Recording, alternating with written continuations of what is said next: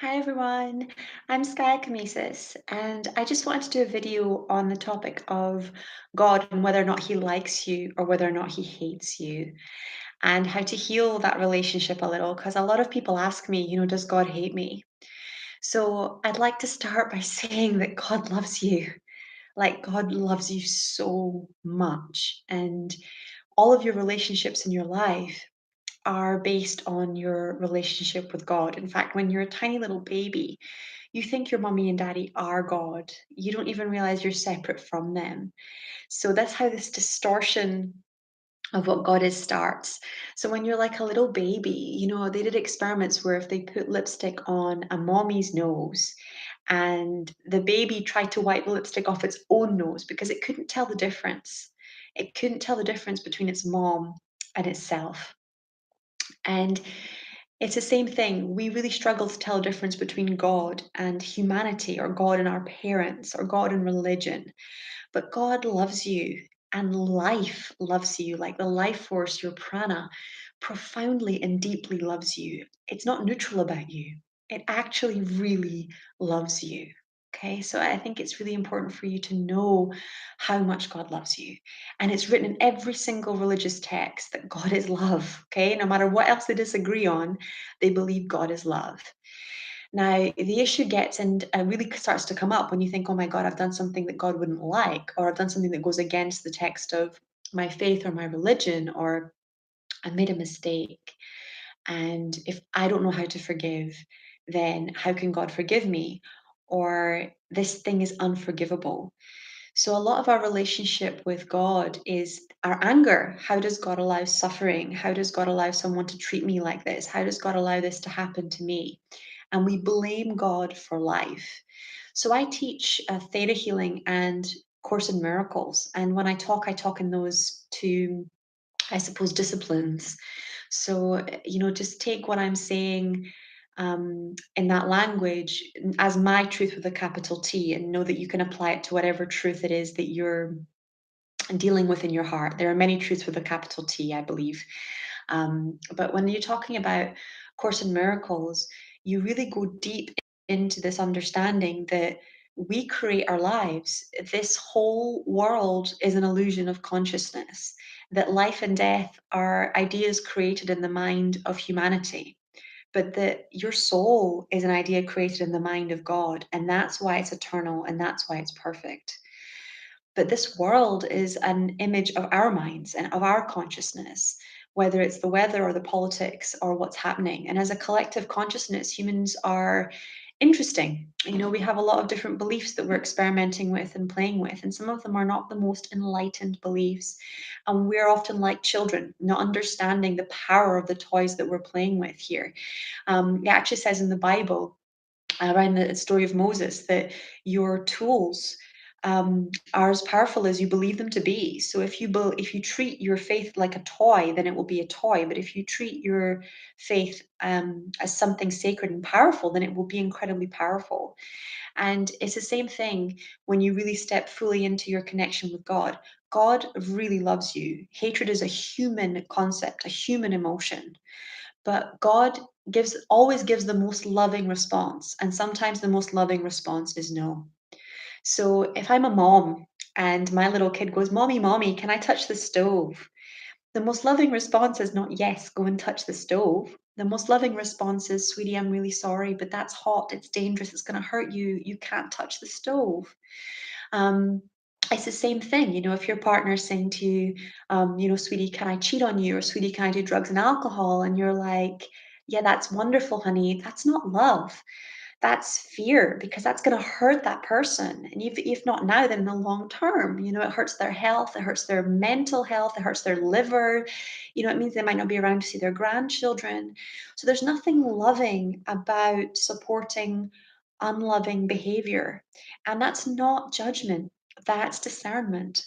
And I think we get very confused between judgment and discernment. Now, withholding love never solves the problem. Okay, so when you see somebody doing something that lacks love, you don't want to go into you should or shouldn't be doing this. You want to know that everything that they do, whether it's things that they eat or things that they read and expose themselves to, like lots of negative opinions, or whether it's alcohol or drinks or addiction, any behavior that they do that is in fear is a lack of love. So you going into judgment just creates more lovelessness.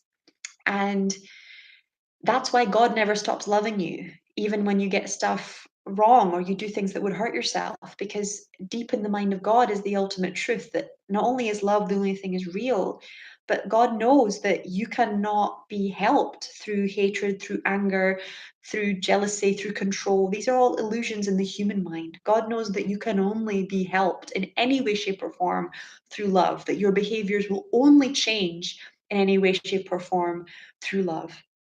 However, the reason we often don't want to pray or meditate or cultivate that relationship with God is because God will tell you things that will make you feel good about yourself. God will tell you things that will build your self esteem. God will guide you to do the things that are going to bring you the greatest joy and the most abundance and make you the light capable you're supposed to be for the planet.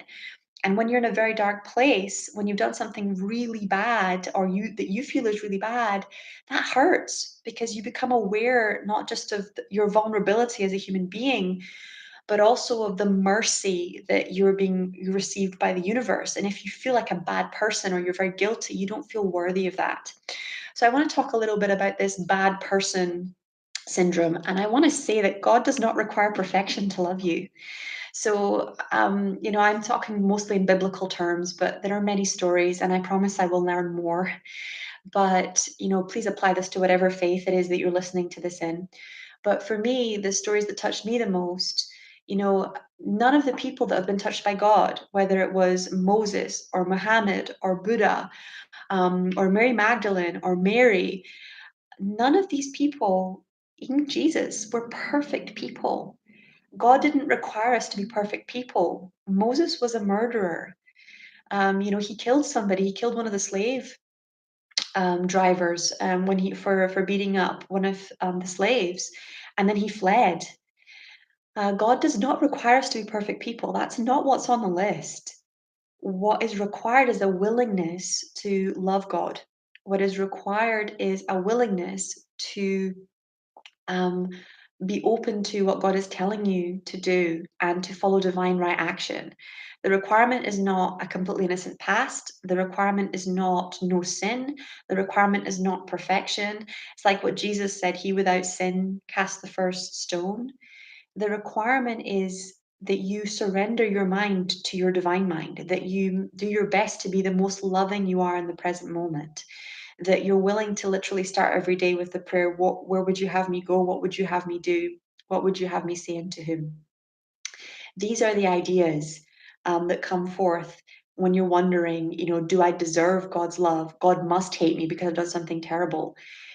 God does not hate you. God loves you just like he loved Jesus, just like he loved Moses, just like he loved Muhammad, just like he loved Buddha, just like he loved Gandhi and Martin Luther King and Mary Magdalene and every other human being to ever walk the planet. And well behaved healers seldom make history. Okay, well behaved healers seldom make history. And what you have to realize is that loving God is a complete long term relationship. And I'll talk about that in another video about how I build my relationship with God. But it's not a short term thing, it's a long term thing. It's for the good days and the bad days. It's like marriage, it's for better, for worse, for richer, for poorer, in sickness and in health. And God never leaves you and God never abandons you, no matter what you are, who you do. God always loves you. And it's not because God is a doormat, it's not because God is dishonest. It's because love is the only answer. No matter what the problem, love is the solution. And that's what humans forget. We tend to think that we can solve war with violence, that we can solve stealing with punishment, that we can solve social and economic problems with control and domination and money. And guess what? You can't. These are spiritual and emotional problems inside the human heart that need to be resolved. And the only way to resolve them is with more love and kindness and compassion as a social and a political force, and with strategized acts of kindness and acts of love. We need to wage, as Marianne Williamson says, we need to wage love and peace And we need to wage the love and the peace of God with the same conviction that many religious extremists have waged the hatred and the anger of God. We need to really talk about this. And this is probably why I procrastinate so long on making this video, is that people look at you like you're cuckoo when you talk about God loving you. You know, they'll think you're crazy, or you're a crazy Christian, or a crazy theta healer, or you're a crazy spiritual person, or you're woo-woo. But we're talking about the most powerful force in the universe. You're literally talking about the most powerful force in the universe. The love that's so intelligent, so clever, that turns an embryo into an oak tree. Sorry, an embryo into a baby, or a seed into an oak tree. You don't lack cells in your brain, or brain cells, because you believe in God.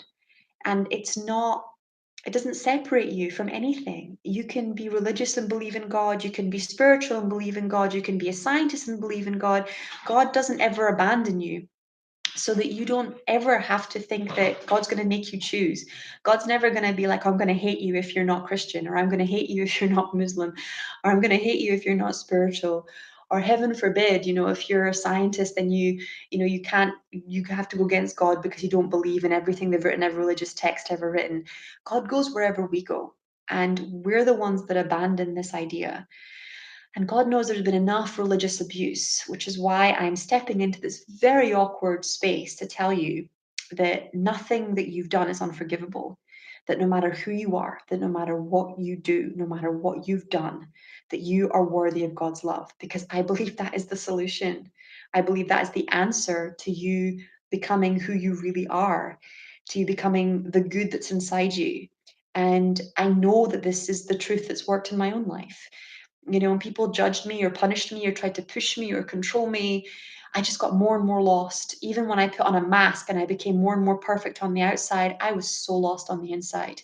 And that's what most people do. Instead of actually realizing that they need to create their own relationship with God, they pretend they already have one. They copy someone else's relationship, or they copy the relationship that they're told they're supposed to have in the church. And you are unique, and God knows you. He's walked with you through many experiences, many lifetimes, from the moment you were born to the day you will die.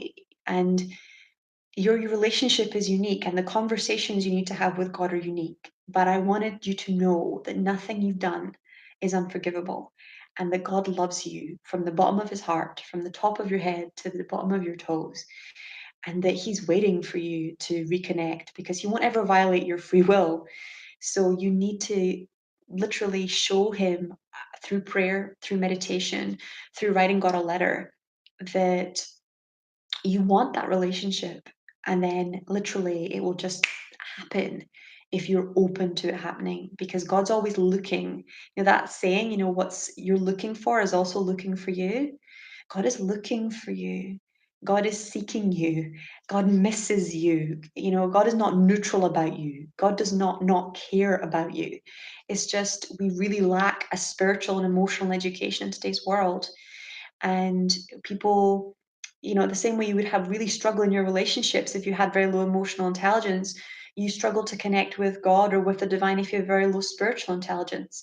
But you can learn these skills. These are learnable skills, and you're worthy. Your relationship with God is worthy of your time and attention. Your connection with God is something that you deserve. So do it for you. Know that this is something no one can take away from you, and that you deserve to have more than anything. I love you. Have a wonderful evening. And God does not hate you. God loves your ass. Have a wonderful evening. Bye.